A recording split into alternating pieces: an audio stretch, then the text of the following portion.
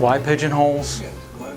Well, basically, when I was a kid, I had recording contracts with 3 of the major labels, RCA, Polydor, and Columbia. And they were always trying to stick you into some kind of a pigeonhole. And at the time, because I had written a lot of ballads, and I was a piano player, and I wrote a few jingles, in their minds, I was the next Barry Manilow. But if you actually listen to my songs, I was writing things about soldiers coming home from the war, ladies' thighs, things of that nature. Have I ever done anything like this before?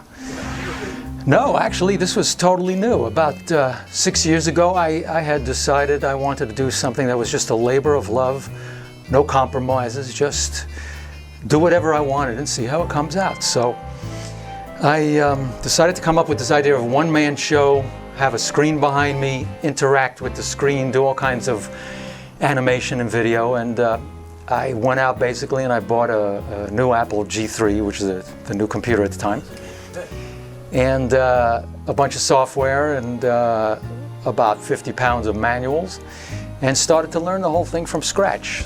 It wasn't that easy, actually, looking back on it, but boy, did I have a lot of fun. It took about a year to write the show and write all the songs and record the album. Then it took about another 2 years just to finish the animation and the video and put the whole thing together and rehearse it and get it on stage. So about 3 years altogether. And the budget. Wow. Basically, this was no budget. I mean, I bought the software and the computer, and that's it. I used a regular, just a 4 megapixel still camera for the stills, and I used I think it was a Sony mini DV camera at the time, you know, one of these $600 cameras. And I had Photoshop, and I used a few other programs for animation like Painter and Studio Artist and Flash, and composited the whole thing in After Effects and Final Cut Pro. I bought this green screen fabric, really chintzy fabric. I just hung it up on the wall. I stood in front of the thing, and the lighting was bad. I had only two lights on 2 stands. It was amazing. I tried every trick in the book. It took me forever. Sometimes I would do animation, and it would take 3 or 4 days to do just, you know, maybe just a few seconds of animation, and I'd find out after that I should have done it in a different program, so I had to redo it. That's why the animation and the video took about 2 years. It was just do it yourself, seat of the pants, and just damn lucky it worked. But you know, I'd like to stress that now that several decades have gone by and I'm a big star, but now that all these years have gone by, I actually have come to see the wisdom behind the major labels wanting to pigeonhole people. Basically, it's I've been a marketing nightmare. I mean, I like pretty much all kinds of music, with the exception of mariachi and occasionally Zydeco. But no, I like Zydeco now. It's just the accordion thing. So now I'm having to find myself in the position of pigeonholing myself. And, you know, what pigeonhole do I fit into? I don't actually know.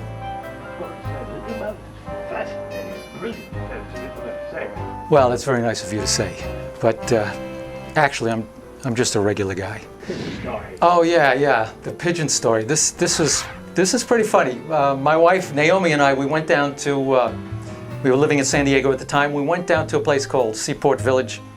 It's a tourist attraction. Lots of pigeons all the time. And I needed to get some stills of pigeons so I can animate them for the show. They're basically my background singers. And we spent the whole lunchtime, not one pigeon. I mean, I'm snapping everything in sight. Pigeons are flying away. Nobody stood still. It was like, I don't know if they were in the union or what, but finally I gave up on the whole thing, and we went to this coffee shop. Naomi's online waiting for the coffee, and I'm sitting down there just holding a table. And in walks this pigeon, and he walks up right straight over to my table, and he stops about 2 feet from me, and he looks up. I mean, there was no food on the floor, there was no food on my table. And I just looked at him, and he looked at me. And I took the camera, and I got down on the floor, I'm about 6 inches in front of him, and I'm taking pictures. I mean, the flash bulb, nothing is bothering this pigeon. I don't know if he was drugged or what, but I'm just snapping away. Then he turns around, I get him from behind, I take pictures, and finally when I'm done, about 5-10 minutes later, I get back up, he turns around and walks out.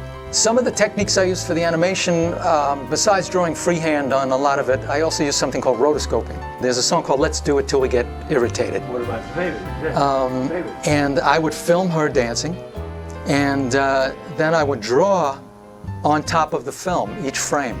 And then we'd drop out the footage of the dancing, the actual film, and be left with just the drawing, which had a really nice effect. It was used back in the 20s a lot by Disney and Max Fleischer. Another interesting thing was on the song How I Love to Squeeze My Squeeze. Oh, yeah. This song, for obvious reasons, I had to save for last because there's 3 of me in front of the green screen. Yes. One of me has got the beard and the mustache. The next one I shaved off the beard, and the next one I shaved off the mustache. That's right. So, for obvious reasons, I saved that for last, or it would have put production behind schedule several months. That was an interesting thing. That was a composite of photographs as well as myself in front of the green screen. The way I did that was simply filmed myself singing the whole song as the middle background singer in front of the green screen, and I had a mic stand in front of me, and I didn't have any microphone on it. Basically, I wanted to get an old RCA microphone, and since I didn't own one, I found a photo of one, which I composited on top of the mic stand. And the curtain behind us, behind me, boy, you could really get schizophrenic doing this. The curtain behind me was a photograph. The ground was something I drew in Photoshop. And then I composited the 3 of me together doing the dance. Took 3 different angles, a long shot, a close-up, and a medium shot of all 3 characters. Composited it all together, and then in Final Cut, gave it the old-fashioned look.